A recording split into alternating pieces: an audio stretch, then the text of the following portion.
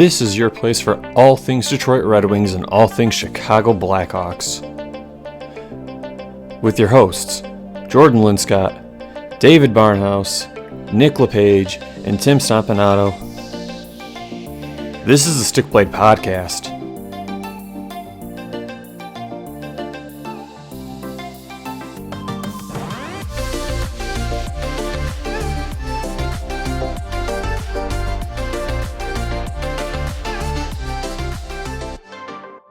Good evening, ladies and gentlemen, and welcome to another edition of the Stick Blade Podcast. It is your place for all things Detroit Red Wings, all things Chicago Blackhawks, and news around the NHL.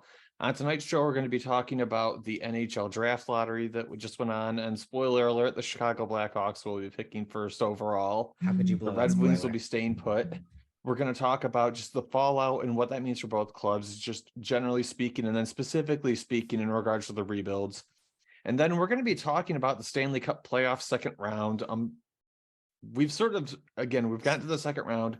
Most of the matchups are over. The ones that aren't over are in Game 7, so they're going to be wrapping either tonight or tomorrow night. Guys, this is awesome for us. Like, we're going to talk about the matchups in a second, but none of the big hitters are in the playoffs. It's all like weird teams with quote-unquote small markets. I'm praying for a Kraken Canes final. That is all I want in this world is the sea monster versus the storm. Think of the graphics that you could do with that. Like from a PR and marketing standpoint, like I get that they're non-traditional teams. Lean into that. How cool would that be to have the sea monster come? I'd be hyped. I mean, I love the Kraken. They're the Squid Bros, with the wings. So gotta support them. David, where's your energy tonight? Don't you know that if one of us wins, we all win? Shouldn't we be sharing in this bounty together, brother? There's no participation ribbons in the NHL. Okay. There's Gary Bettman. I'll tell you who got a gold medal. I know who got a golden medal. I think that might be Connor Bedard. Who's that guy? You guys Never get, heard I'm of him. sure could have gotten a medal too. Jonah, take it away. We're too anxious to talk. I'm jumping in my seat here. All right. David can't control himself. Right. So, formal introductions. I'm going to be your host for tonight, Jordan Linscott, and I'm joined by my co-hosts, David Barnhouse, Nick LePage, and Tim Stompanato. Everybody, welcome to the show. Let's just jump right into the thick of it, boys. The Chicago Blackhawks, much to the dismay of pretty much the entire NHL fan base that's not rooting for the Hawks, the Chicago Blackhawks will be drafting first overall in this year's NHL draft.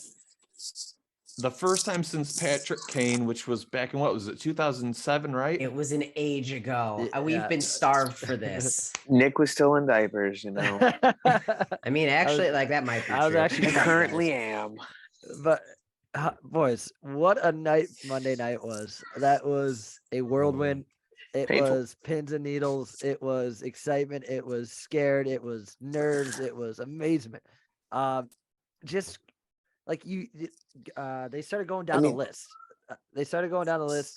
And it was just everybody in order. Like, this is awesome for the Hawks. Awesome for the Hawks. Like, nobody jumped. Yeah, Like, I you're couldn't just believe making sure everyone is where they're supposed to be. I mean, Nick, you're right. It was like amazing and crazy because the Wings didn't move down picks. It was crazy. We're not talking about you That's right it. now. No. I think everyone should cherish their wins, and you guys win when you don't lose.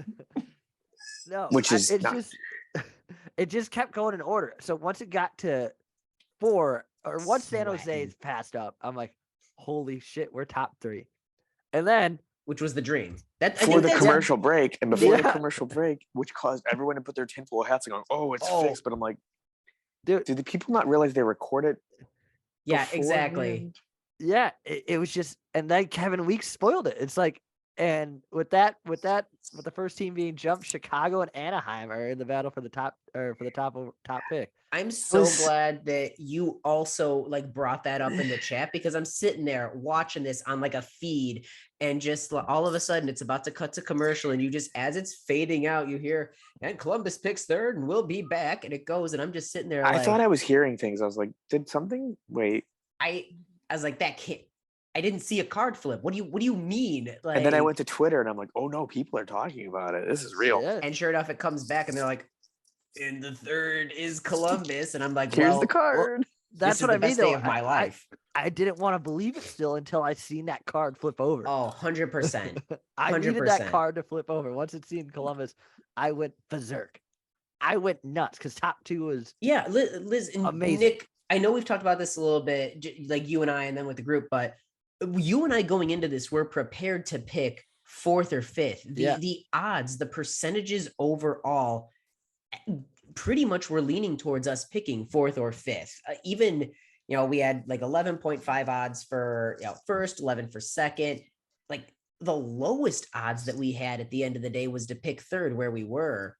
I think both of us had mentally prepared. We were looking up prospect. We were looking up.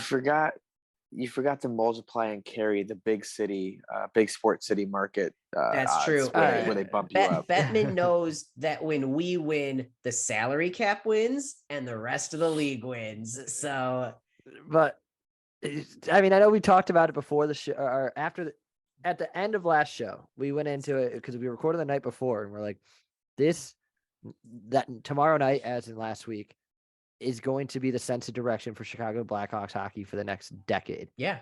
And guys, for those that are just casual hockey fans, this kid is the direction. He is going to be Chicago Blackhawks hockey, like Kane and Taves, where he's the foundation. Like, this is what Chicago Blackhawk hockey is now. To put it in perspective, I think the best comparison I have heard, because it's hard to find actual comparisons just because the style is so specific, but like, imagine all of the skill sets of Patrick Kane with Austin Matthews' shot. If you put those two things together, and I know there's concerns about his size a little bit. I think he's got like 5'10", 185 or something like that. Kane came into the league 5'10", like 170. So You like, can add muscle. Like, yeah, exactly. Like, Kane was smaller than Bedard, and Bedard plays a feistier game. He goes into board battles. Like, I'm not worried about his size, because the minute that we got the first overall pick, I said, oh no, what if Bedard's not a sure thing? I mean, Adam Fantilli is built like the prototypical 1C hockey player. You know what I mean? Like, that skill set is the traditional skill set. What if Bedard isn't big enough? And then every single thing I've read is like, no, listen, don't even care about that. This is legit, and he's going to transfer over. Well, yeah, because there was you know how all the players in the offseason, they get together and like they go to their own little rinks, kind of like fun, how like how Michael Jordan, I guess, in the past, used to just run his own like camps. With NBA players, the hockey players do that. It's not obviously as talked about, but Bedard skates with them during he skated with some of these guys during the offseason. Patrick Kane and several others. Like, he has a top 5 shot in the NHL, and he's not even in the NHL. He's like, 17. He was earlier than that. Yeah, just reading and listening to the stories about him, like how he developed his shot. He broke his hand, a muscle or a tendon in his hand when he was younger. Yeah. And the doctor told him, like, if he did any gripping with this, like, he could mess up his growth in his hand for his life. Like, he could be all messed up. Well, he listened to their word. He's a hockey fanatic. He's a freak. And he kept that bottom hand there, and he just would take wrist shots using his legs and the top hand of his stick. He taught himself a totally different style of shooting. And first off, that shows the tenacity of this kid, being able to overcome situations, like not being stupid, like listening to doctors. Okay, I got to do this. How do I adjust? That in itself is a testament to who this kid is. They like him not only on the ice, but off the ice as well. Yeah. So it's just, it truly is difference making now. I know we're going to get into a little topic of this, side topic of it in a little bit, but like, to the NHL as rigged fans, you think, I mean, I know, talk about this. I know Gary Bettman, yes, he wants Chicago to do well, but if it was rigged, nobody wants Chicago to do well right now. Nobody needs them to do well just based off of what they did. It would be bad realistically, it's bad PR for Chicago to do well. And that's shown again. I think it's pretty gross that nobody was calling for the Hawks to lose a pick. last year or this year. There wasn't really any like Didn't- big. Go ahead. Sorry, didn't Arizona lose a pick for? They lost a pick for draft tampering because on ice relations. and again, I know like, listen, nobody's obviously what the Hawks did and what the Hawks organization did with the Brad Aldrich scandal. I'm tired of calling it the Kevin Beach scandal because it wasn't his scandal. But the Brad Aldrich scandal, that was a infinitely more terrible thing. However, the NHL has a plan in place for on ice or hockey based tampering. They have that roadmap. They have that blueprint in place. Like, yes, Arizona did X with draft tampering, lose a pick. The Devils with the Ilya Kovalchuk sign. Okay, we have a plan for this. There was nothing in place for this. It wasn't on ice related. And they, again, I disagree. I think they should have been infinitely more punished. I think nobody thinks that more than like good Hawks fans. That said, with the whole losing of a pick, and correct me if I'm wrong, I did not see a lot of calls for them to lose a pick last year or this year until the minute, even throughout the whole season of them tanking, until we won the draft lottery. And then all of these people come out of the woodwork saying this is a slander to like, hey, which is dumb. Yes, because they should have been saying these things well beforehand. Agreed. Because correct me if I'm wrong, there wasn't really any punishment. it was It was like a $2 million fine or something. It was a fine. Well, then it doesn't help that season tickets sell to 5 million in one night. Yeah. And they're like, well, they didn't even lose anything. Yeah, there was no real. It was like a slap on the wrist It's for yeah. a terrible organizational scandal, and then your owner like went And off. then your on a owner reporter blows asking up about at a it. town hall that we're supposed to be patching things up. That was It's all hindsight. And I mean, you could also look at the NHL if you want to dig into those conspiracy theories. Well, this is like when you Google Chicago Blackhawks, or this is gonna be the number one topic about Chicago Blackhawks now instead of yada yada yada. But I just want to, like, you mentioned the taking thing, Tim. It's weird how this kind of all unfolded because the season was so tight at the end of the season. Oh yeah. If the Blackhawks ended up losing to the Penguins, This is so big. we would not have had the first. If the Blackhawks would have lost to the Penguins, I think the Sharks would have had the first overall pick. And if we would have beat the Flyers on Taves' last game when he had that breakaway in overtime, then Columbus would have been selecting first overall. So it's just like that last week when we were getting pissed, we're like, overtime point, no. And then it was like, we beat the Penguins when they needed it most. No, it all came together, and it was just like a whirlwind of emotions that kind of, it's so bittersweet that we get to close out that last era. And now, like, the next generation of Hawks fans under us, we grew up with Kane and Taves. They're growing up with Connor Bedard. It's just me. Had Columbus won that first pick and I'm Connor Bedard, I would have pulled, I forget who did it, but they're like, I'm not going to play.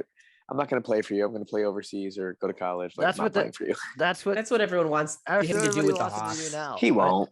Oh no, like, of course not. Like, being honest, I don't hate the Hawks. I just don't like you guys as a rivalry as it is. Yeah. You know, Red Wings and Hawks have always had an intense rivalry, especially during the Kane Taves era. Like, that's when our veterans were going against your young guns. Like, I would play in Chicago if I'm a hockey player and I can't play in my favorite team of Detroit. I'd want to go to a big city like Chicago and be like a star there, not Arizona or Columbus. Yeah, gee, why punish the poor kid going Jordan, to Columbus? You've been quiet. I know you had some thoughts on this. Yeah. When it went down. So I actually had this thought today. Like, people kind of talked about, like the Blackhawks didn't get financially hurt by this at all. It'd be a super class move by Connor Bedard if he came out before the draft and said, I'm not going to Chicago unless they put all of the proceeds from the season tickets for the day that I got drafted and put that in a fund for the people who are the victims of that scandal. I feel like would be such a class move by him. Man, listen, it'll never happen, but like, I do love that. Yeah, I don't think he's listening right now. I don't think you want to get on the guy that signs your paychecks bad side. Don't get me wrong. I think that's why there's a lot of disgusting, but like, I don't know. It's such a weird spot he's gonna be put in. And one last thing before we get into like what we need to build around with him. Yeah. the expectations on him. We can't be these meatball Rangers Oh my or God, Devils please. fans. Yeah. Please just let him. If he doesn't score 90 points in his rookie year because he's this generational talent, that's development. If he scores 60 points, that's awesome. I'm thrilled mean, if he scores 60 points this year. Not look- only is he developing, but also who are we surrounding him with? Sorry, David. It wasn't so long ago people were calling Jack Hughes a bust because his rookie season was Yeah. 7 goals, 21 points or something. Like, and now he's a top caliber player. I love Jack Hughes. I do want to say this though, like I've seen a lot of people on Reddit and on Twitter, stuff like that, acting like the Hawks got Connor Bedard. The rebuild's magically over in 2 years. It's not. Anybody who thinks that, I'm gonna tell you right now, pump your brakes because this rebuild's and not shit. over just The because they got rebuild first. it just started. This and is the anything first can happen. building piece of building it. Anything He can could happen. be a monumental bust. He could be. Look at Lafreniere. Everyone was saying Lafreniere is the next Sidney Crosby. He's the next this. I was just reading articles last night from the draft year for him saying like the comparisons of him and Crosby. And he doesn't like being compared to Crosby, but like everyone's compared to Crosby. Lafreniere has not looked anywhere near that. And Which, granted, he also hasn't been put in a position the same way. to grow. The Rangers It's a lot first. there. Well, The Rangers kind of threw him to the fire at first, but then they also brought in Kane, Tarasenko, Capco, all these guys that were now ahead of him. but Like he honestly needs a fresh start, which is where I want to go later on. that's what I mean though when it comes to guys like that and kind of chilling your expectations out a little bit. Like the guy Connor Bedard, he has the potential to come in and score 50 goals. Yes. Is it likely? I don't think so. That's too much. But he has that potential, but let him grow into it. Do not there's nothing to be hounding him for if he has 20 goals and 40 assists. That's a great season. Don't give him the Edmonton Toronto Maple Leafs treatment. has Connor McDavid and Leon Draisaitl, but they only play 20 minutes a game, 23 minutes a game. And Connor Bedard is not going to save our franchise alone, especially as a rookie. That brings in a good time. I mean, Jordan, take it away on the next Let's subject. go. Yeah, so we're kind of talking about the draft right now, and obviously having Connor Bedard, it's great. It's a great asset for you guys moving forward with your rebuild. That being said, the Blackhawks, they have a lot of picks, particularly in the second round this year. I think they have 4 of them. They have the one that's their own. They have the Tampa Bay one. They have the one from what is it? Is it the Zaitsev or Zadorov that they picked up? Oh, Ottawa's. Zaitsev. Yeah, the Zaitsev. Like the Blackhawks Ottawa. have 4 first round or second round draft picks this year. I don't think it's unreasonable, especially after Kyle Davidson's remarks that they're looking to potentially move up this year, and they probably aren't going to spend all of their draft picks this year. I think it's a true possibility that the Blackhawks might be looking to use some of these first rounders, particularly the Tampa one that's pretty early since they had a first round draft pick or first round exit this year. I mean, Tim, Nick, what do you guys, when you look at Chicago's state right now, think that they should be doing with all of these excess second round draft picks? Because 4 second rounders is notable currency. Yeah, I think you kind of look at what Steve Yzerman did when he first kind of developed here. Is just you use those extra draft capitals, you set aside like a number that you're like, hey, if we keep 2 second round picks, we are in good position. We could sell these other ones off as we see it, whether we want to trade up in the first round or trade back into the first round if you trade 2 seconds to get a later first round pick as well. When it comes to the Hawks right now, they have the draft capital. And not only do they have the draft capital, but based off the last season, they now have a top 5 prospect ranking. So you want to, I think the best way to use these assets now is not quantity, it's now quality. Everything changes now that you have Connor Bedard. Like you have that generational talent there. Now you got to go get better top 6 pieces, whether it be defense or forwards. I would like, for this draft's case, I would like to see them trade back into the top 10. I think we have the assets to do so, whether it be draft capital or if there's a prospect that you're just like, well, he's not going to cut it here after this draft. I want them to trade back in the first round. I think there's going to be some names that we were talking about that do slip. Mitchkov is an interesting one. Is it worth the risk? Who knows? But there's going to be names that slip in the first round, as there is always, and that just makes it even more interesting. Like, what do you do with all these assets? I truly think that if it gets to 8, 9, 10, and there is a prospect that Davidson wants, even if that gets to like 11, 12, 13, we're 19 currently. I think that if there are any prospect above there, even if it's 15, 16, like if there is a draft pick, if there is a prospect that Davidson says, this is who we want, the scouting really likes this guy, and they don't want to risk him not getting to them, that's where you take the 19th overall pick and then 2 seconds and trade up to get him. I think that's 100%. I think if you keep 2 second-round picks, you're totally, even if it's like a first, 2 seconds, and one of our 2/3, like I am totally comfortable with drafting, like trading up, even if it's to go up to 15 or 16 from 19, so long as there is a player that Davidson and the scouting team says is worth it. Because I think you have the luxury to do it. When you have Bedard, the whole rest of your draft is gravy. You're just hoping that you hit on some middle picks. So like, if you can get another, like, hey, he's going to take a year or two to get here, but like, I think when he gets here, he's going to be a true NHL player. You take him and then you do the rest of your draft. You sacrifice the draft capital to get that prospect. I got a little prediction on what happened. I mean, it's a while out. Arizona is well known for, one, they suck. 2, they do want to say it. They're kind of just starting. Like the rebuild again is basically just starting. What rebuild? They've been building.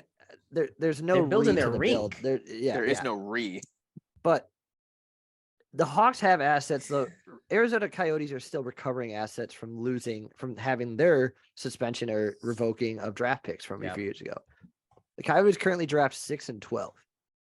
If you're the Coyotes, wouldn't you want to start building that prospect pipeline? Would you take 19 and 2 second-round picks, and you also have the 12? And they're one of those teams kind of draft wonky anyways. They go off. They're one of the first teams to go off the board. Like if Mitchkov slips past top 5 and he's sitting there at 6, or Zach Benson, or I don't know, if Will Smith somehow falls out, I see Davidson pulling the trigger on that kind of move. Or the Red Wings do. I even like Quentin Musty. Or I think one player that has really come up in the ranks recently, there's Gabriel Pernault and what's the other guy's name? Ryan Leonard has really developed into like a Tom Wilson style. I've seen a comparable, which could be really, really valuable. I think if like a Ryan Leonard slips a little, my God, Nate Danielson's in this draft class, like Colby Barlow. Listen, there's a lot of people for both the Red Wings and Chicago to potentially trade up to get. And to kind of like close out the segment, I know we got to move on to the next one. Yeah. But so we are talking. So with the draft assets, this is just the beginning of it all too. Like you got first and seconds and thirds and 2 straight upcoming draft classes after this one. This is going to be the beginning of something amazing. It's going to be a whole chess game by Davidson to kind of finagle his way up the draft board.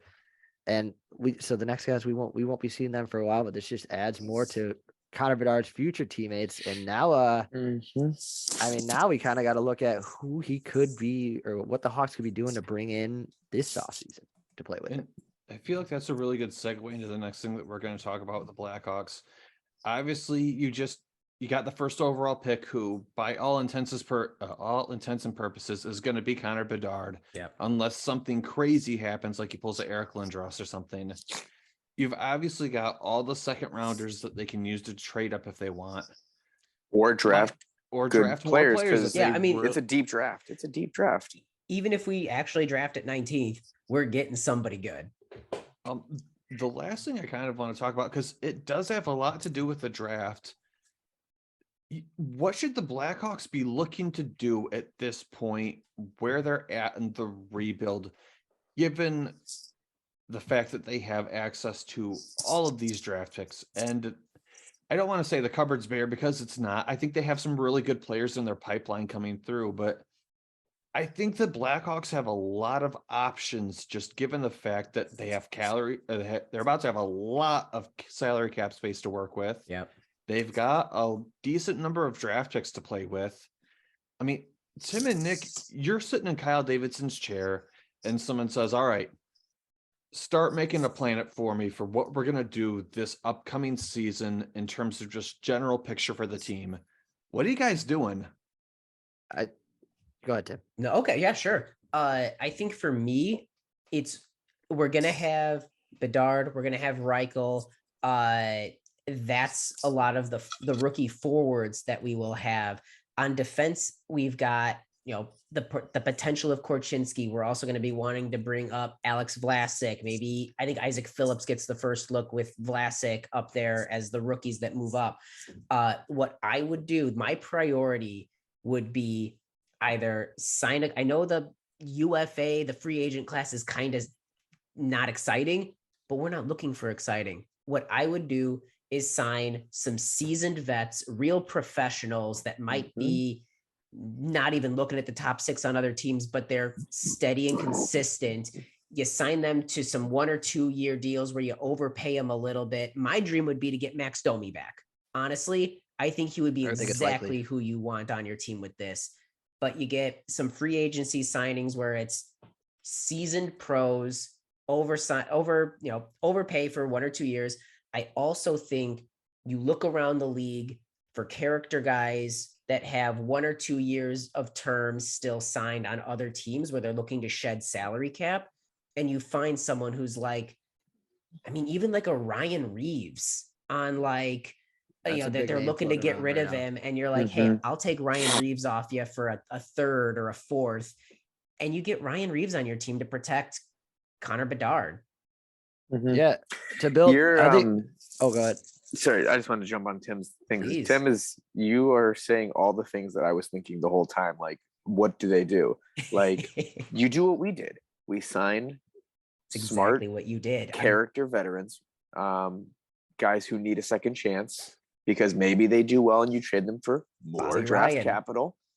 But guys that can mentor Bedard, yes, he's this amazing young player who has a great shot and can do this and can do that and is hyped as the next big thing. But that's the thing. He's 17. He's a kid. Hearing all these people saying how great he is and how hyped he is, that can get to your head still as a kid. 17-year-old kid. Yeah. He's a boy. So having these guys who have been in the league for as long as they've been can mentor and guide him and be like, yeah, you're really good, but you still need to grow and improve. And we're here to help you with that. And he can't, just like some fans, you can't just get the first pick and be like, all right, Stanley Cup, here we come. You can't have those expectations and you can't put those expectations on him.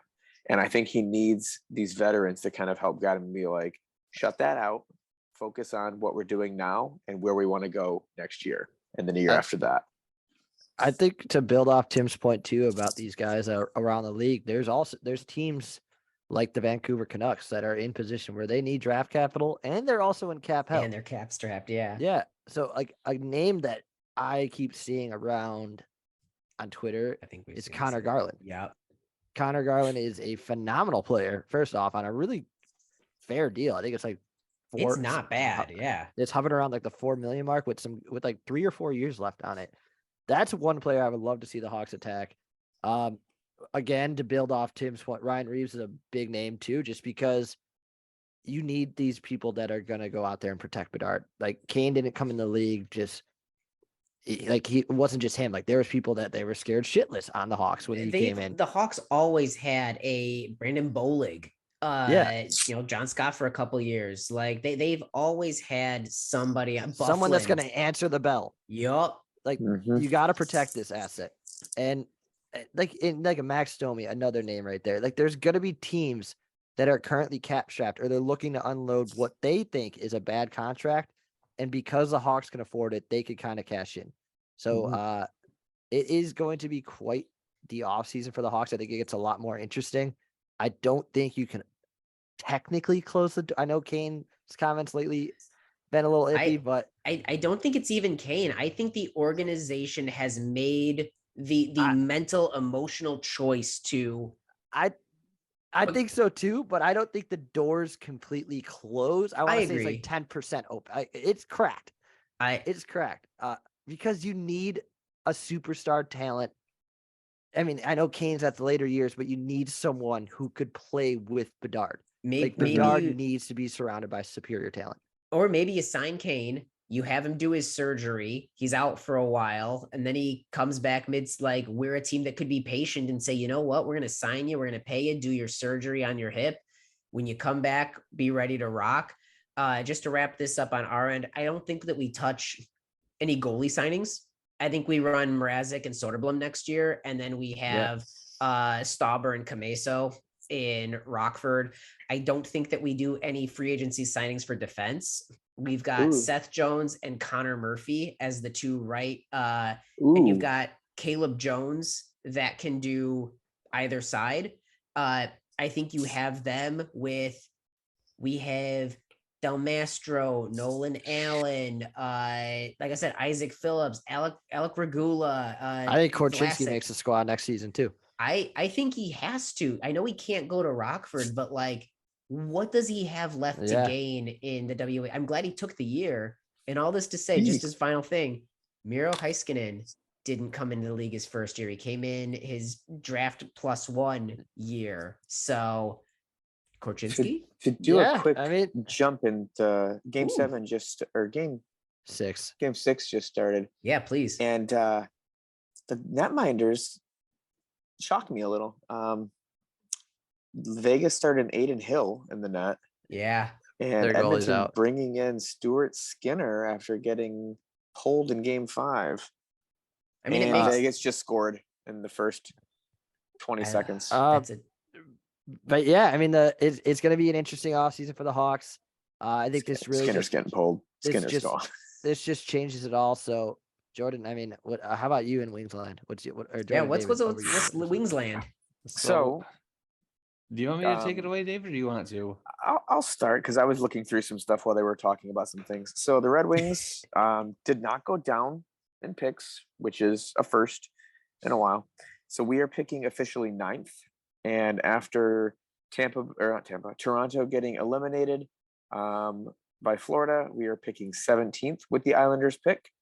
To carry out in the top 50 picks, we have the 41st, 42nd, and 43rd as well, which makes the draft interesting.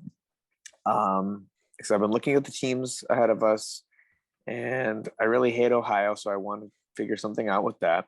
Columbus has the 3rd pick. Leo Carlsson is most likely going 3rd. Every time I pull up Twitter or Reddit, with Raymond right now, it's Raymond to Carlson, Carlson to Raymond. Just a highlight reel between the two of them with the Swedish teams. Edmonton just scored. But it's going to be a gong show. I would kill to have the 6'3", 200-pound center could slot into wing Leo Carlsson, because I feel like him with Raymond would be phenomenal. The problem is he's going 3rd overall. What the hell would we have to give up to get him? And I think it would be too high. So the real question is, I think he goes 3rd or 4th. He's top 5. He is definitely top 5, unless something crazy happens. But let's say hypothetically, Jordan, gentlemen, if Leo Carlsson is the top, is the pick, what do the Wings have to do to get him? Or if not, how high do we think the Wings trade up for, and who do we think it is? I'm going to pawn it over to Jordan on this one. Yeah, Jordan, go ahead. First. I don't think that Steve Yzerman is averse to moving up in this draft. I think the fact that he has pick number 9 already puts him in the top 10. That's a great starting point for any negotiation to try to move up within the top half of the first, or in the top 10 of the first round. So whatever team gets that pick, they're not really sliding that far back. I think he can package the first draft pick that they have, the number 9, I would be comfortable if he packaged pick 17 with it. Again, like you can still get a very decent value player at 17. Dylan Larkin was at that point in the draft.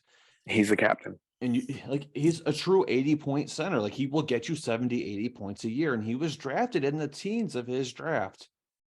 I think if the Detroit Red Wings will part with pick 9, pick 17, and if they will attach a prospect or a certified NHLer, and it pains me to say this, but a player like Philip Zadina or Joe Veleno in a trade, I think a team would be willing to legitimately hear you on trading a pick 4 through 6. I really think almost any team would listen to that offer with real ears.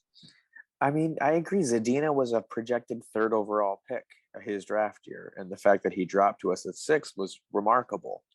And he was seen as a one-way shooting player, yet we've developed him into a very dependable defensive-minded, but also still offensive-minded player who still hasn't found his groove, which he easily could.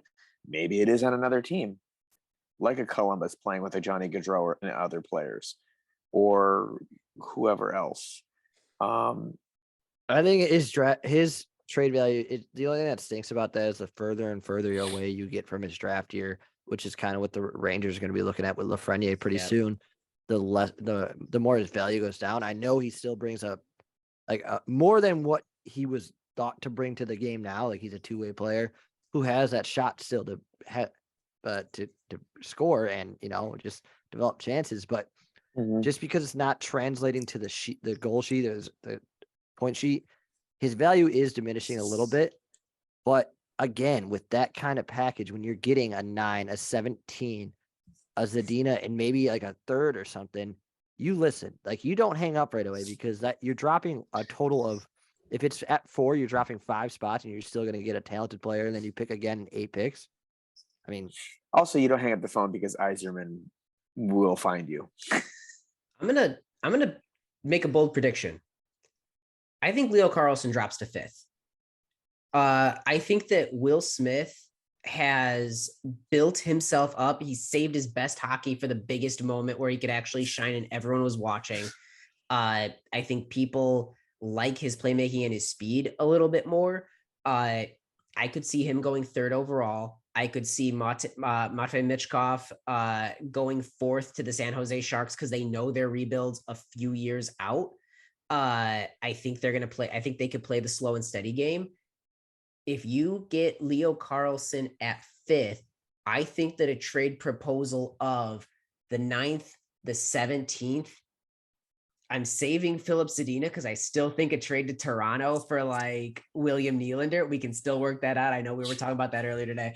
But the 9th, the 17th, and Joe Veleno, where I think as much as we like him with Kopp, with Leo Carlsson, with Marco Kasper, like that is a redundancy of centers and people that can switch from center to wing. You go for Leo Carlsson. I think that at 5th, that is a very realistic deal. He's one of my favorites besides Michkov. Like Bedard, I knew we were not going to ever get close to getting. I said the same. Fantilli was a pipe dream. Getting 2nd pick was pipe dream. 3rd pick was 0.2% chance. Yeah. Carlson is one that's been like more and more on my radar just with the worlds going on and seeing just the clips of him and Raymond together. Like so when you have players that have a chemistry together that are on their, country's team, 21 club. Yeah. They've got something together. They've been playing with each other for a long while. Bringing him to Detroit to continue playing together, I feel like that chemistry would just build more. It reminds me of like the Wings Team Sweden team, like where we had Kronwall, Lidstrom, Zetterberg, Holmstrom, all those guys. Like they played together for their nation. They played together for the Wings. You saw the chemistry there. That's what we need to be looking at, building that type of team too again. But what would it take and where does he fall? Like if he falls to 5, what do we offer Montreal? Because Montreal's at 5 and they have Slavaski who they picked first overall last year. They're still building, giving them more picks, the 9th, the 17th, a player who could be something for them too, is possible. But I don't. Yzerman, like I love Yzerman, I love the Yzer plan. I don't see him trading up as much as I love it. Like I don't think I see him trading up. So with that being said, who do we take at 9 if that's the case? Because Jordan, that's the golden question: is what do the Wings need at this point in their rebuild? And I think that actually kind of is a good segue into our next topic. Is at this point in the rebuild, what is Detroit looking to do? Because like they still missed the playoffs this year, yeah, but they weren't ridiculously far out. This team was playing meaningful games at the end of March. This team, and that's with Verana out most of the season. That's with Rasmussen getting hurt. Bertuzzi being out a good chunk of the season. Like this Wings team, kind of similar to the Blackhawks, but I think a little bit farther ahead in their rebuild. They're going to have cap dollars to spend. They have prospects in their pipeline that are getting ready to come through. They've got picks that they can still use and capitalize on. I mean, we've got 5 first-rounders in the next 3 years still that we can use as bartering chips. And I mean, we've got Marco Kasper chomping at the bit, waiting the wings. Like he is someone that I'm going to like watching just from the clips I've been watching of him. He's a gritty, talented forward who can skate very well and goes into the, tough areas and is not afraid to go in those areas. I think the thing he needs to work on is his shot, especially his like wrist and snapshot release, getting those a bit better, but that can be easily developed. But yeah, where do we go is the question, because this is the rebuild. We are approaching the exit, and we do not want to be in a perpetual rebuild like the Arizona Coyotes, like Minnesota. Buffalo looks like they're starting to come out of it. Yeah. Minnesota's not in a rebuild; they're just stuck in their rut. They're in the same spot they were 5 years ago in my mind. Yeah. They're a joke. No offense to my friend Jake, but they just can't. They can't break through, and they're not going to be able to because they're middle of the pack. They're not going to drop enough to get a top pick, and they're not a premier destination right now because of that. So the Wings need to approach the exit and come out swinging for the championship. So what do we need? I think they need to do something to accelerate it. They need to speed it up. They need to make a splash. I mean, from an outsider's point of a free agency splash, just something. They need to do something splashy. Like they need to make a move that shows we're done with this. Because from an outsider's view, I don't know if it's like that in Wings World, but I was listening to Laz and Powers, the podcast, and they were kind of making fun of, like they kind of took a jab at the Red Wings. Like they're like, and this helps with the Hawks rebuild. And when you look over at the Red Wings, they're in like year 7 of the Yzerman rebuild, and Laz kind of jabbed in. He's like, it's the Yzer plan. Can't question the Yzer plan. He does no wrong. Like, is it starting? Yzer hasn't been here 7 years yet. He's been here 5. Well, but it's what it feels like. It has been since it's been like year 7 7 of a rebuild, though, right? Yeah, but 5 of its own. But like, is it getting aggravating? Like, you got this close. Like, do you feel like it's just one splashy player away and then some depth pieces along the way? We need an elite player. Like, every team that is succeeding has a top 3 player for the most part. I mean, Carolina's top 3 players out. Boston did not. Yeah. Boston does not have a top 3 pick in their team. None of them? Unless you count Taylor Hall, who was a first overall pick, but by the time he signed with Boston, he was a supplemental player. Because Bergeron was like 45th overall when he was drafted. Brad Marchand was not a top 3. I don't think he was a top 10 pick. No, he wasn't. Pasternak and Charlie McAvoy are their 2 highest picks, and they were in the teens. Like, Boston is a team that does not have that. They found elite superstars, but did not find them from that top. They weren't gimmies. But like Edmonton has Draisaitl, has the greatest Connor McDavid. Yeah. They have Vegas with Jack Eichel. But even then, he was only here for like this year and like a little bit of last year. But now he's looking like Jack Eichel. Which he's back. Yeah, no, for sure. I agree with you. I think my point is with like, real quick. Yeah, please. My point is with like the Red Wings is just like, if you take this guy at 9, it's nothing. It's like splashy. Like it's a guy. If that's another 2 years you're waiting on this rebuild. Yeah, but we go for a Leo Carlson. That's a deal. That's a splash. Or Tim brought up earlier, making a trade with picks, like for a William Nylander or insert player name here. So like, who do we insert that accelerates the rebuild and gives fans hope? Like, hey, here's where the Yzer plan's going. Because right now, I'm going to play devil's advocate.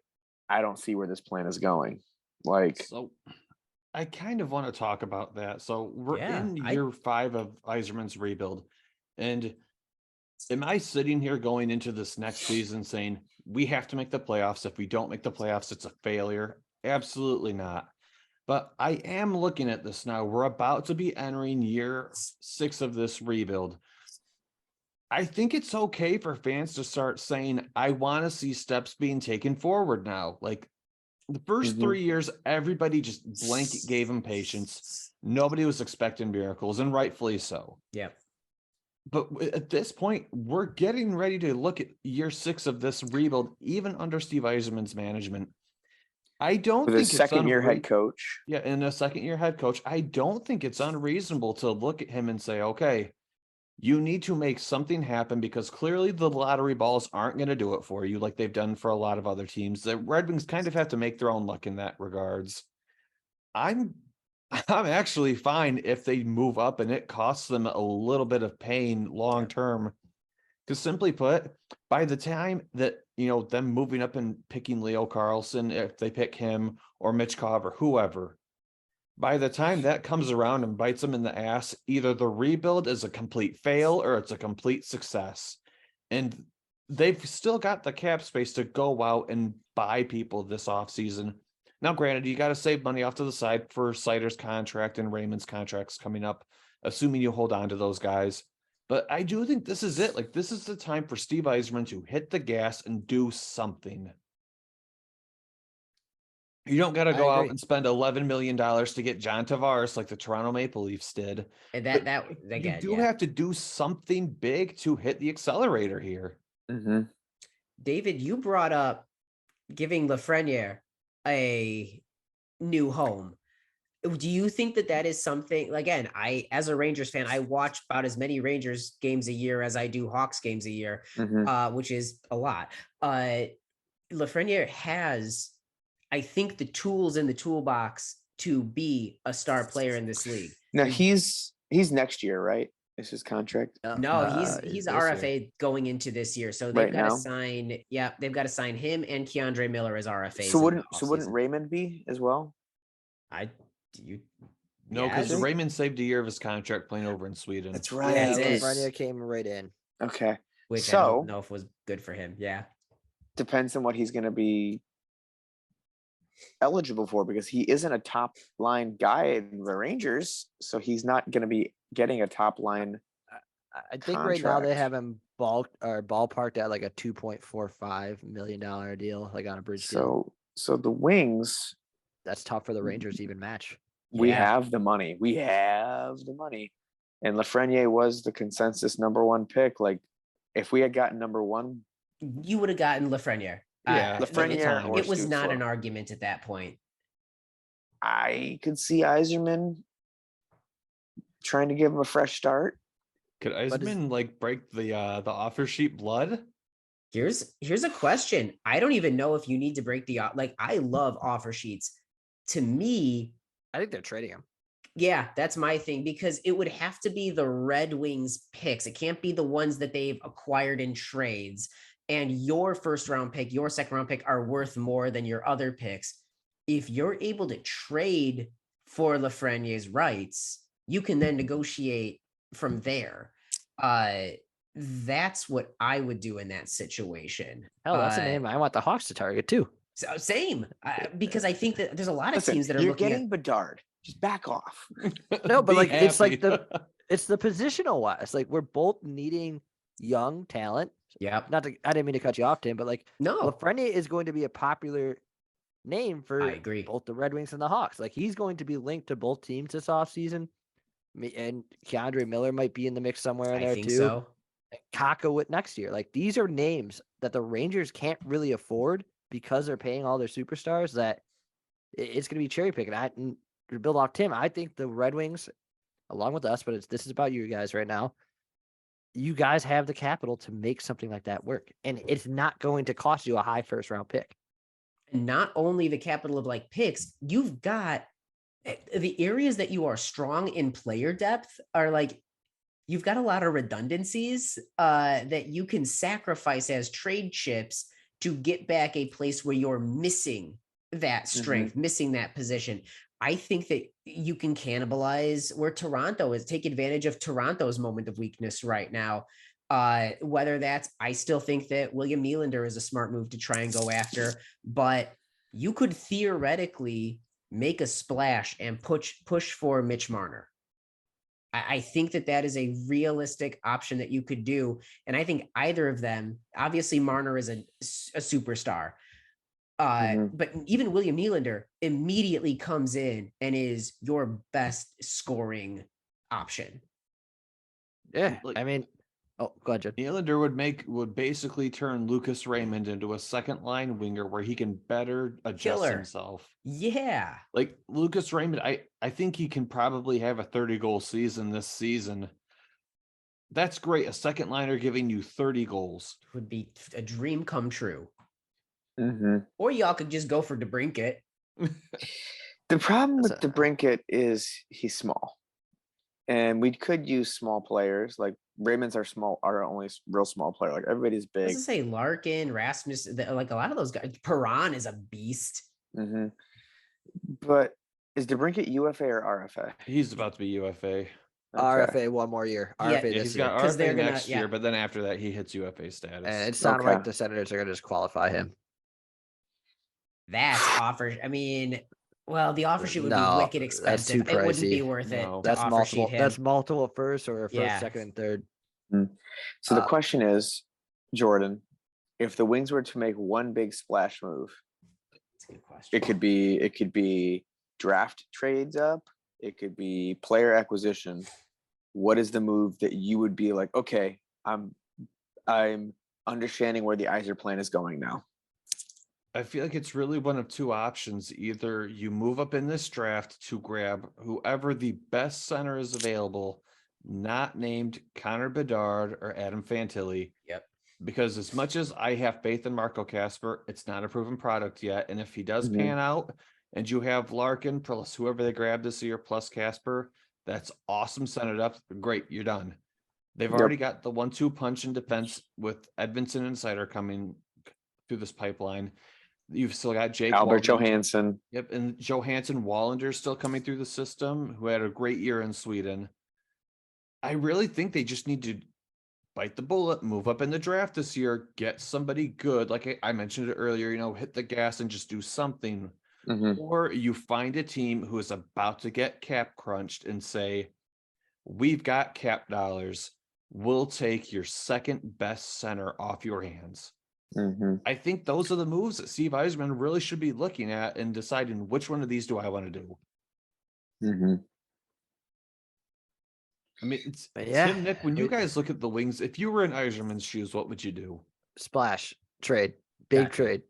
I think you acquire if there's not an option to move up, like if all your options are milked and there's nothing that's there, you go out and make a big time offer for a player that is about to be paid, but the other team can't afford him, or they want to move on from him, because that is the only way to accelerate this rebuild and kind of move into the next phase. Is the Red Wings need one more star. They just need one. and they're not getting it through the lottery. So they need to go get a proven talent. Yep. Just to wrap up, where I'm at on that, I think whoever's at 5th overall, if it's either Smith or Carlson, I don't think that your team makes sense for Michkov with where the timeline of where you need to make that next step is. Mm-hmm. If it's Smith or Carlson, you trade up to 5th, you take that. If it's Michkov, I think you take those picks, you take advantage of a cash strap team, you find that number. Again, we're focused on number 2 center. We could also get a number 1 center in Detroit, and Larkin could be the number 2. Again, dream scenario. I don't know if it's realistic, but if there's an option where they think Austin Matthews could walk in free agency, if they don't think they're close to an agreement for July 1st, and he just decides to go through the year, if they don't think that at the draft, is there a way that you could take Austin Matthews off that with the 9th, with the 17th, again, it would be an embarrassment of giving things to them. But if they think he's going to walk for nothing, how do they get something back? But I'm with Nick. I'm with it needs to be a big splash, either move up to 5th or do a trade for that star. Yeah. I mean, we're talking a lot about other teams. Yeah, if the Red Wings got Austin Matthews, I would lose Toronto would burn. Mind. Toronto would burn. We just look across the bridge. Hey, screw you. Yeah, exactly. We're talking a lot about other teams, though. So I mean, why don't we talk about other teams? So we've been talking about rebuilds with the Blackhawks and the Red Wings. Let's move on to teams that are quote unquote done with their rebuild, so to speak. Teams that are playing or in the just second about round. to start theirs, or about to start potentially. Let's move on to the second round of the NHL playoffs. And we started with the West last time we talked. We'll start with the West again. Boys, the Seattle Kraken and Dallas Stars are going to Game 7. I love it. I love Seattle. They're so fun. Who'd have thought at the start of this year, Seattle would be going to Game 7 to get ready to go to conference finals? No, because they were not great last year. They built for that. Like, I like the way they handled the creation of their team with the expansion draft, that it wasn't going to be like Vegas shooting for the championship right away. They built a team that, was going to be stable. And they got Matty Beignets and Urbaniers, however you pronounce it. I call him beignets. Like, depends on what province he's from. the delicious donut treat. But they got him, and he's an amazing player. But then you got McCann, who put 40 in for them when Pittsburgh should have probably protected him instead of Jeff Carter. That's a hindsight beautiful just mistake. But they're just so fun to watch. And Dallas, Jake Ottinger, fantastic. Oh my God, yeah. Robertson, fantastic. Pavelski putting on a clinic. Wyatt Johnson, great pick. He's been great. Pavelski revitalized, what a fun series to watch this has been. And it was funny, my father-in-law the other day was like, I don't really care. He checks in so and so. He's like, I haven't really cared for this series. I'm like, what are you talking about? And then he watched the first period of Game 6. He's like, okay, yeah, that was really good. I'm like, right? It's the second round is a great series for non-traditional team markets. I mean, Dallas and Seattle, we'll get into the other ones later, but this is a perfect example of Texas hockey versus the Pacific Northwest. I love it. Seattle had the Metropolitans who did win a Stanley Cup in the 1910s. So then it's been a minute. They're due for one. All this to say, I love the way they've cobbled together a team. They've got the same sort of spirit that the old Vegas team had of the group of misfits coming together. Again, when Brandon Tanev is one of your glue, Eberle. It's every player that every team thought I can afford to get rid of. Whereas I think Dallas has been a fantastic example of draft, develop talent, sign a strategic free agency or trade when it makes sense. Mm-hmm. I give them a lot of credit with what they've done with homegrown talent and strategic additions. Whoever wins this, it's gonna be a hell of a series, or it has been one. Oh, it's been the best series in the second round by far. For sure. It's been high scoring. It's been everything that you want to attract the newer hockey fans' eye. You got great goaltending still in that, even with the high scoring. And then you got people coming out of nowhere, like this Ty Carte. Oh yeah, the one that when McCann was out, they brought him up, and he has more production than anyone on the Maple Leafs did in the second round. It's comical. That's easy. I think he has 6 points. Like, he came out of nowhere. This kid was undrafted, 22 years old. The Kraken are just like, well, we need a body. So they called him up, and he produced, I think he scored a goal ready, in the first game.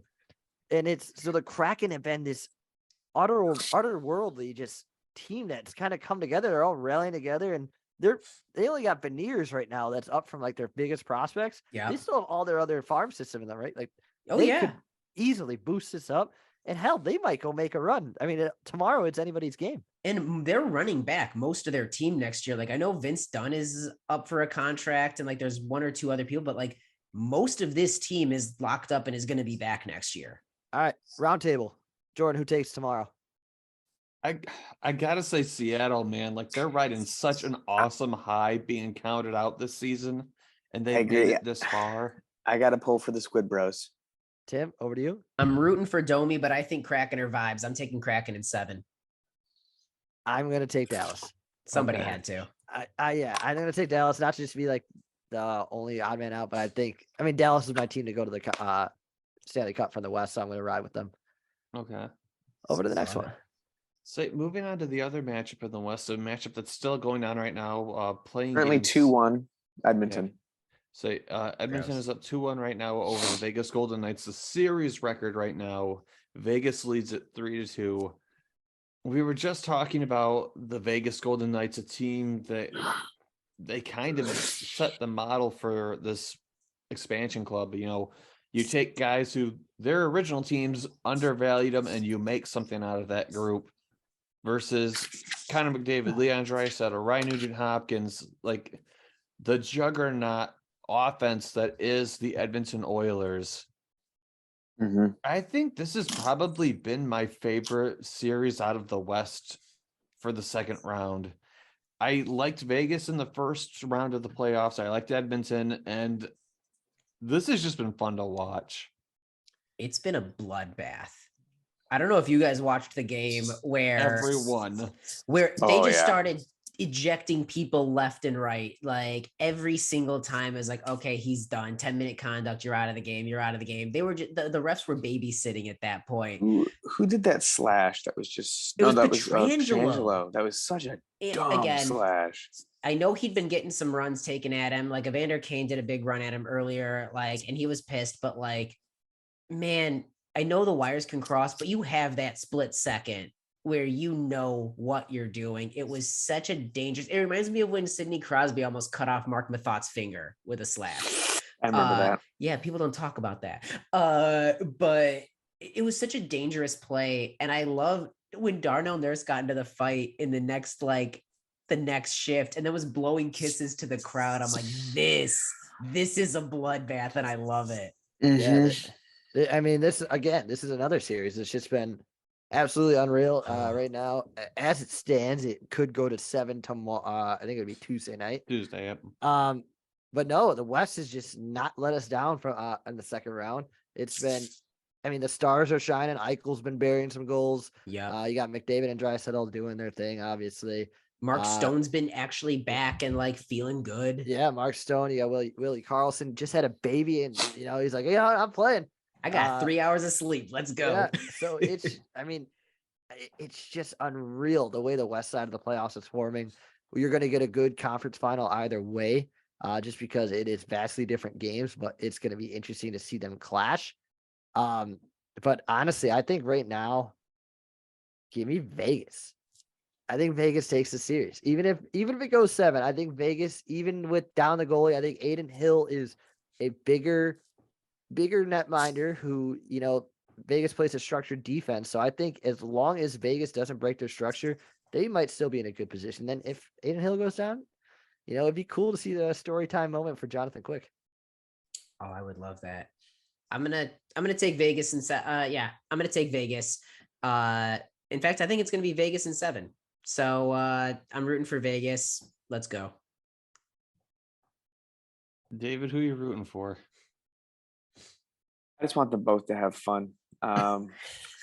What do you mean? I really wouldn't care which team goes. Like, I would be excited to see either team in the Western Conference Final. Like, I'd love to see Jack Eichel with Vegas, or I'd love to see Connor McDavid and Draisaitl with Edmonton. Like, either would not perturb me. Like, I would still probably want Seattle to upset either team. Same. But I can't pick. Like, I'm just loving it. Ba-da-ba-ba-ba. I want Edmonton to win just so the fan base has something to be happy about. They got really close last year and got to the conference finals and lost to the Stanley Cup champs. But guys, how awesome of a story would it be if Vegas played Seattle in the conference It'd be killer. finals? 2 expansion teams from the last 3 or 4 years. Yeah, that'd be awesome. That's called growing the game. It'd be must-watch TV. Like, if you're a hockey fan, how do you not watch that series? It would be must-watch TV if the NHL knew how to market its games and market their games in non-traditional environments that didn't rely on like fans that have been here for 3 generations at least. I'm jumping in real quick now because I was about to rant in between this. All you people, I know we're gonna get to the East Side. All you people bitching and moaning that it's. Spoiler alert, we're going to get to it, but it's going to be a Florida-Carolina Eastern Conference Final. This is great for the game. Toronto's not in it. Fuck off. Toronto is not good. Nobody wants to watch Toronto. I'd rather see 2 structured teams go at it. More on my rant. On the West Side, ESPN, you paid all this money to bring the NHL's games over to you. And tonight, you forced them to play at 10 o'clock Eastern time because you wanted MLB baseball, a regular game, 42. A regular season. Yeah. Between the Cardinals and the Red Sox. You wanted the MLB baseball. You wouldn't move to ESPN2 for the MLB to move. That's where the X Games Japan is. So it's just unreal that they fail. Like, this is supposed to grow the game and grow the salary, and they've continued to fail and fuck this up. Sorry for my language, but it's just, gosh darn it, radical. Let him cook. Listen, Nick, I'm so on board with everything you just said. I'm so glad you said it. Guys, could you imagine whoever, like, let's say Vegas and Seattle go to the conference final together. Whoever wins that series, the fan base is going to be so pumped. Like, if it's Seattle, you've probably got a fan base for life there. If it's Vegas, those fans will want it so bad after they lost to Washington. It doesn't matter. Seattle fans are going to support their team. We still have Supersonic fans that are still pissed off about them moving. That is true.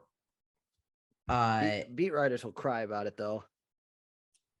That said, like, Vegas established from day one that the people of Vegas were on board. I mean, both of these teams, their fan bases have been on board from day one. So you know what? I love it. Good for the game. Excited for them. I hope it happens. Yep. We can move over to the East, and we kind of have a spoiler, but we'll go ahead and talk about it anyway. The first being the Carolina Hurricanes. They went in 5 over the New Jersey Devils. Guys, New Jersey just got here. Like, great for them that they beat the Rangers in the first round. Yeah. But you're going against Carolina, a team that has been here plenty before. They're the definition, like I've been saying, I think for the past couple of weeks, of a 5-man group. They know what they're doing. They know what their systems are. All of their players know exactly where to be when they need to be there for the most part. This is a team that's gelled against a team that just got to the playoffs. Yep. Is anyone surprised here? Because I'm not. No. Rod Brindamore is. He needs to, even if he doesn't win a Stanley Cup, he needs a statue out inside of I love Rod Brindamore. PNC Arena, is it over there? Yep, the PNC. Yep. What he does with a non-traditional hockey market, like I just ranted about, you're not getting these big time superstars. Yes, you got Pacioretty. Guess what? He's hurt. You drafted Svechnikov. Guess what? He's hurt. You got Teravainen. Oh, he's hurt too. And you're putting all together. It's kind of like an expansion team at some sort. Like they're just guys that are gonna grind out and they're gonna go eat up minutes and they're gonna play a physical game and they're gonna make it a pain in the ass. Like New Jersey, they handled the Rangers because the Rangers couldn't keep up with them. Yep. Carolina can keep up with them and they could play the physical game too. Like New Jersey just looked scared shitless out there besides the one game that they took. New Jersey got out, man. Again, I think that talent wise, individual pieces of talent, I think New Jersey has more than what Carolina has. That said, they've got the seasoned players, the matchup and like the chess game of coaching and systems, that chemistry and that mentality, again, that 5-man team. I think Carolina has one of the best defenses in the league. I think that they've got some of the best depth in the league. When you've got Jordan Martinook deciding like, hey, I'm going to be a playoff hero, watch out. Like, what are you going to do?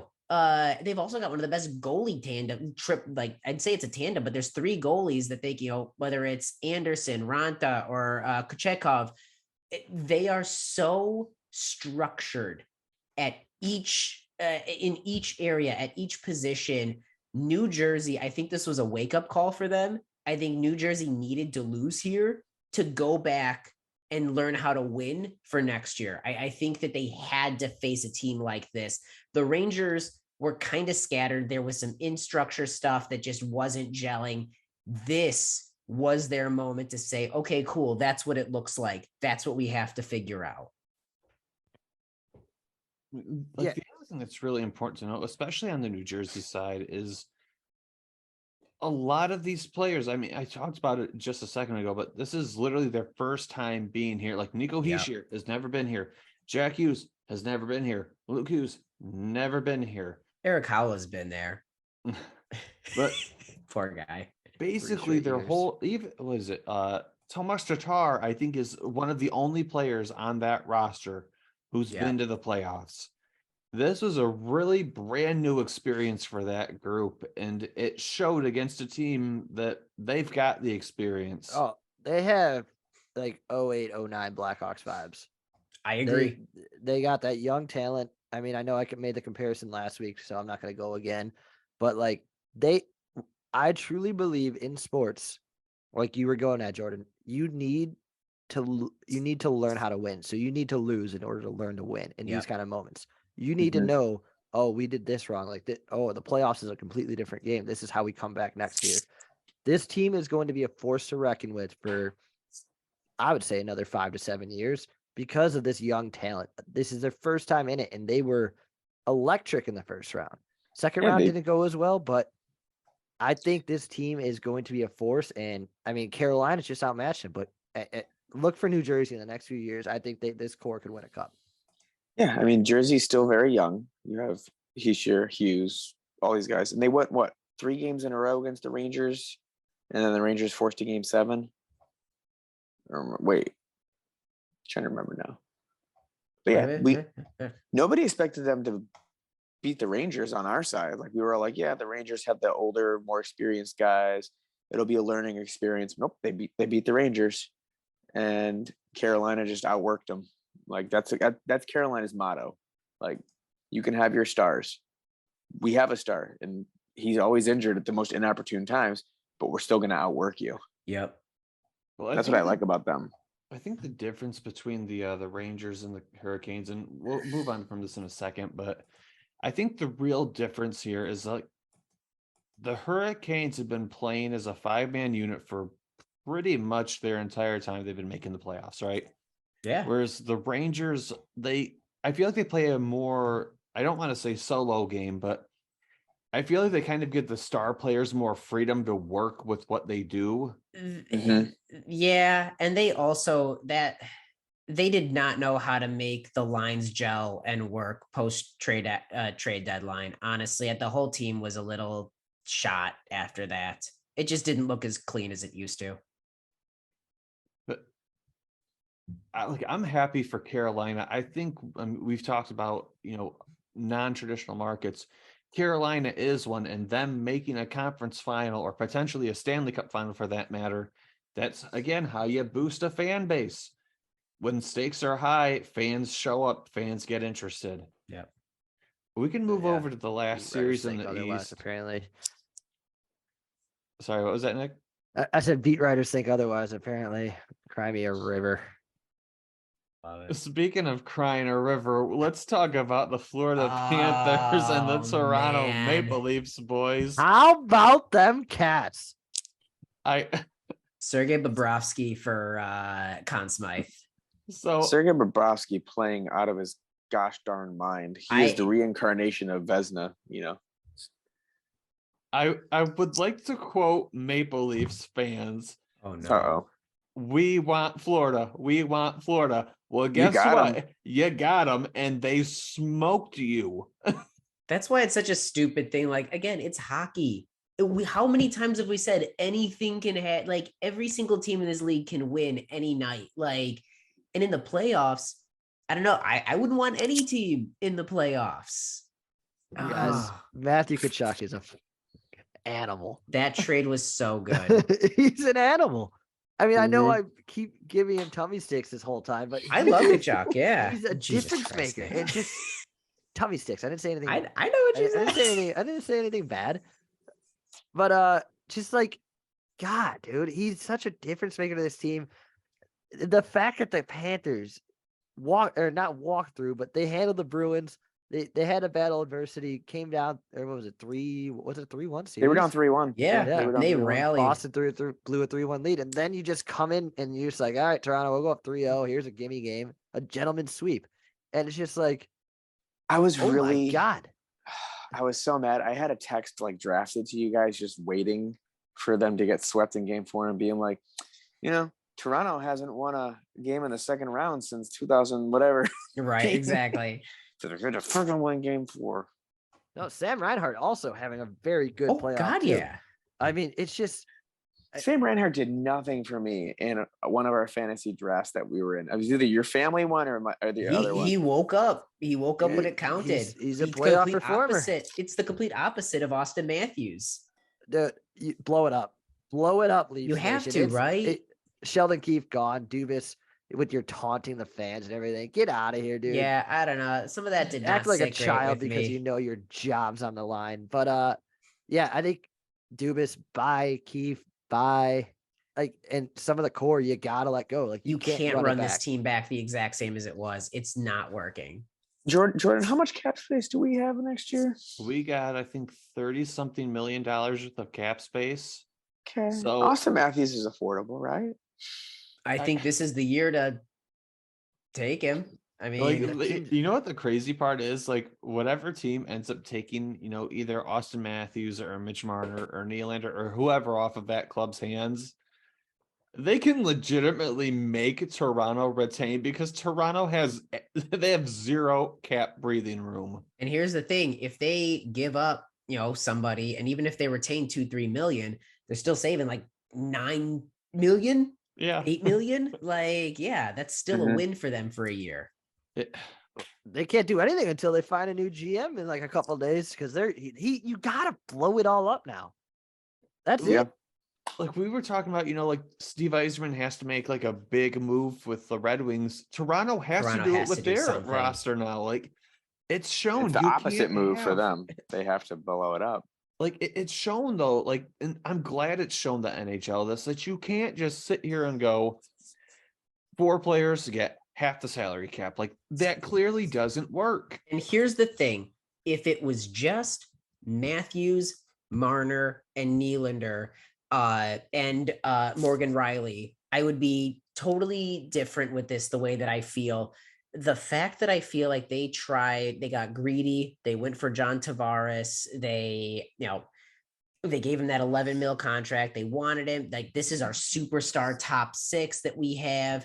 That's what I don't like. They tried to like buy and he was not their Marian Hossa signing. This was an embarrassment of riches signing because they knew he wanted to go to Toronto. Again, I know the salary cap punishes you for drafting and developing like top talent sometimes, but the way they built this top six and sacrificed other areas, including goal, does not sit well with me. Mm-hmm. I'm glad they lost. One goal between Mitch Marner, John Tavares, and Austin Matthews in the second round. Oof. One goal. You can't have that. Like, they have the same problem that the Colorado Avalanche had for so long, was they were basically like a 1 or 2 line team. So the other team just says, okay, we'll put out our fourth line grinders, trap them in the neutral zone so they can't do anything. And then our second, third lines just have to be better than theirs. What's That's funny all you is have to do. A lot of their goals came from like David Kampf and like the Sam Lafferty line. I mean, guys, and then all of them together too. Like when you go Matthews, Tavares, Marner, Nylander, you have 9 points between those 4 elite special forwards. 9 points in 5 games. Dreisaitl's doing double that. Yeah, on his own. And that's where I don't feel the same way about, like, listen, I'm not thrilled with Edmonton, how they've historically ignored a lot of their depth pieces, but they drafted and developed, 2 players, and they did it really well. Draisaitl, more of a surprise, obviously, than McDavid, but they show up in the big moments. Say what you will about those 2 teams. McDavid and Draisaitl, when the big moment is upon them, they reach another level. We have not seen that with Matthews, Marner, or Tavares. These guys can't. I mean, some guys can get you to the playoffs. Same and beef some we had guys, with Panarin. Some guys get you to the playoffs, and some guys win you cups. This Leafs core they'll get you to the playoffs, and then they'll shadow away. Losers. There goes our Toronto fan base. Oh, one last thing on the series. Sorry, Jordan. I know you wanted to cut off. all you whining babies like, oh, Radko Gudas classless. That is an emotional celebration as the puck crosses the goal line. I don't want to hear anything of it. Let hockey players have fun. Let them show emotion, and let them just, yeah. I mean, what are we doing now? Just sheltering everybody? You're calling out everyone tonight, Nick. You're looking for I'm blood. aggravated. I didn't think I would be this aggravated after how Monday went, but for some reason I am. Yeah.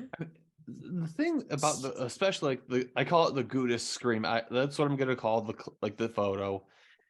It's one frame during one moment. Like, it wasn't like Gudis scored the goal, went over, high-fived his teammates, and then came back and screamed at him. Like, it literally happened as the goal happened. Yeah. He drove the net, created a screen, seen the puck go in, and celebrated. I think nothing of it. Yeah. If the cameraman would have caught it like a second earlier, the picture, he would have been further away. They're like, oh, you look at him. He's happy they scored. But nope. Just because he's that close. Listen, the picture is a killer picture, but it does look like this scary bearded man is just shouting at this. Listen, it's a hilarious picture. I do feel bad. Yeah, I mean, yeah. Sorry. All right, I'll chill out a little bit. I mean, also, you can say what you want about Radko Gudas. He's going to the conference finals. Yeah. So, like, yeah, keep a stone face, Radko. You're not allowed to celebrate in this league. We don't want players with personality. We can't market those. Everybody needs to be like McDavid and just be a robot. I like hockey. I was listening. So one of the local radio stations that's like on iHeartRadio here is like DC 101, and it has his name is Elliot. It's Elliot in the morning, but he's a huge hockey guy. He's called Bettman on the show and talked to Bettman on the show, and apparently they were talking about something. Connor McDavid was at some like resort recently, I guess either in Vegas or whatever, literally wearing Oilers gear. No one recognized him. Like, no one ran up to him or anything. Man. I mean, I'd especially wearing his freaking team gear. That said, we eat, sleep, and breathe hockey. Yeah. I mean, we had a family friend who played college football for Michigan State and was drafted by the Colts the same year that Peyton Manning was. So like as rookies, they roomed together, and Peyton Manning could just walk around like in Colts gear and no one recognized him because like it was Peyton Manning. At the time, he was just a rookie, whatever.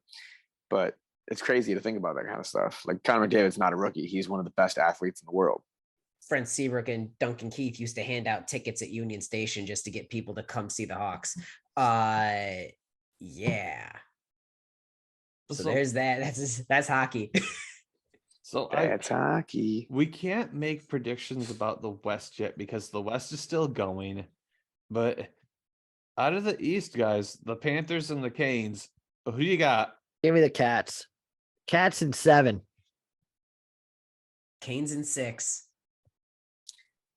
Canes in 6. Canes in 7. Holy! I love being the only one on my side. This is so good. I love it. Feed me it. You know what, Nick? I'll make you a deal. If the Cats win this round, I'll go with them with you in the Stanley Cup Guys, final. I predicted them at the beginning of the season that they are going to win the cup. If this happens, I'm going to retire from this show. To be fair, nothing helps your predictions more, Nick, than me not having the same prediction because I'm so bad at this. I think this might be the only thing I got right, but it's good. I would love to predict the West, but unfortunately we can't because Game 6 is going right now between Vegas and Edmonton. Game 7's not until later with the Kraken and the Stars, so you can't make a real prediction yet. Mm-hmm. But we will. That being said, I mean, assume the team that you want to win each matchup wins the matchup. Who do you guys got? Oh my God! For the West, yeah, I'm going to take that. I'm going to take Dallas. I'm going to ride with Dallas. Okay. Vomit. Kraken. What's Kraken? Like Kraken or vibes? I gotta pull for my Squid Bros. Okay. The Kraken are a vibe right now. Man, I hate that it's Nick versus 3. Like, I do not like those odds. Bring up. But like he won it hard, like he won it really good with Boston, then he also won it with Toronto. So like his record's pretty decent. Yeah.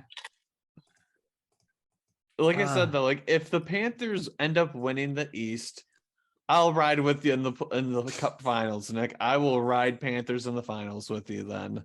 Hey, well, you know what? We'll both get Kachuk jerseys. It's pretty dangerous to ride a Panther. I feel like that would backfire pretty bad. They would maul you. They recommend against that typically. World Health Organization's pretty clear on please don't ride the Panthers. I mean, if you have a Panther tame up to the point where you can ride it, I feel like you're in control in that situation. That's the Tiger King how that goes. No, there's that one. It's this couple in Russia that have one that was like, I guess, it was small, so it was kind of like disowned by its mother, so it didn't grow. It's this puma that's like raised by these people, and it like chills in the house. It goes for walks. I'm like, I want a big old kitty that won't maul me. We're starting to go off the rails. Let's bring it back, boys.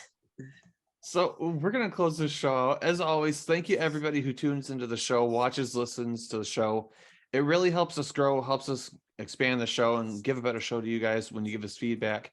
We are all over the internet. We're on SoundCloud. We're on Apple Podcasts, Google Podcasts, YouTube. If the social's there, we're probably there. So give us a like, follow, share, whatever the currency is on the platform you found us. It really helps us grow and helps us interact with you guys when you guys engage with us on those platforms. We might have another piece of news next week. We don't know yet. One last thing I forgot to talk about with the Hawks, and we can touch on this just really quick. And then I have one more thing to do as well. Yeah. Just reaching out to hopefully a listener. I know there's people out there. So Stevie Y, if you're listening, which I hope you are, don't listen to your scouts, who go to Europe and all these great places and have all these data and statistics. We've given you some great ideas tonight, like probably better ideas than Chris Draper or Lidstrom could give you. They don't see the game like we see it on a couch watching the TV. Okay. Make the right choice, Stevie. You know what the choice was. I'm not going to say what it is. Stevie. You know. Sorry, I swear I thought I benched Spikes. Guys, are the Hawks retiring Chelsea Dagger? Oh, we're doing this right now. All right. Yeah, I think it's a conversation that needs to be had. All right. Let's talk about it. Let's be honest. I have a few Fratelli's albums. You could easily just bring in a new Fratelli song. There's some real good ones out there. Listen, you're right about that. I To don't start know, the new era. but like when you go to a game now, the United Center in the mid 2010s to 2017s era, you had Stranglehold. I think that was to start the second period. Ted Nugent Stranglehold was the start of the second period. You know, that stopped. Pearl Jam flooded the arena with songs throughout the 2010s era. Kane and Taze are gone. That whole era is gone. I like, as corny as it sounds, but like that Chelsea Dagger, as much as I love the goal song, as catchy as it is, as amazing as it is, and all the memories it's brought, I think when you're closing out that era, you have to put it with that era of Hawks. To me, I will always tie Chelsea Dagger to the Kane Taze 1-goal era. Those are synonymous to me. That's all part of the same package. Now that everyone's gone, I think that the cleanest move is to retire Chelsea Dagger. We've retired the 1-goal. Kane and Taze are gone. Nobody else is there. I even want to see us go back to having whatever it is, the stock goal song that it starts with, and then it fades into players like Johnny B. Good used to be, Hurricane, Sharp Dressed Man for Sharp, things like that. If I may, please, you may. You retire Chelsea Dagger. Okay. You're building something in Chicago. This is a new Chicago Blackhawks. So you touch upon Chicago bands. And I have a list of famous Chicago bands whose tracks you could pull some good stuff from. Smashing Pumpkins. Listen, all day long. Earth, Wind, and Fire. September. You just play September all September, you know? Yeah. Preseason, sorry. Rise Against. They got some bangers. Listen, anything Tom Morello, I'm going to be okay with, yeah. Disturbed. Maybe a song. Styx. Not really so much. Fall Out Boy. Are you disrespecting Styx? We're just gonna gloss over that. Yeah, that was brutal. Screw Styx. Listen. There's a lot of options. I think there is. Who are we but I getting think, to, David? Yeah, I think in the end, like, you do have to. Like, you could get as creative as you want, or for now until you find a true banger that fans can sing along to, because that's what the goal songs are for. Get the fans pumped up, get them into it. Okay, go. I think for now just you do like players. There's a lot of bands that are from Chicago, David. More than I thought. My band's from Chicago. You're telling me we should get a Wildcat song up that was yes. I mean, let's be honest. I will send in a tape. Stevie Y, if you're listening, call Kyle Davidson. Okay. Give him my mixtape. We got a guy. I got a cassette tape. I don't know if Kyle Davidson, if he's young enough or old enough to know what a cassette player is. And he's like, all right, boys, we're rambling at this point. All this to say, I think it's time to retire Chelsea Dagger, and we will figure it out as we go, as we will for everything in this new era. We are blazing a new trail and a new future. That's a good one to end on. Like, the Hawks and the Wings they're about to start making a new future for themselves, and hopefully that starts with the NHL draft this coming summer. And some of that will be shaped by how these playoffs shake out and what teams they're going to be playing against in the future. We know Toronto's garbage. Toronto's garbage. Eventually they will be. But yeah, that's it for our show tonight. Like I said, as always, feel free to give us the social media currency on the platform you found us. We're all over the place. Check us back out here probably either next week or the week after, when we might have an announcement for you guys. It's going to depend on how the week goes, but we'll get back with you if something happens. But with all that being said, thank you guys for checking out the show, and we'll catch you guys back all here next time. For your host, Jordan Linscott, for my co-hosts, Nick LePage, Tim Stompanato, and David Barnhouse, this has been another edition of the Stick Light Podcast. So we'll catch you guys back all here next time. Take care, stay safe, and in the meantime, have fun and enjoy some playoff hockey. Catch you guys later. Happy Mother's Day, moms.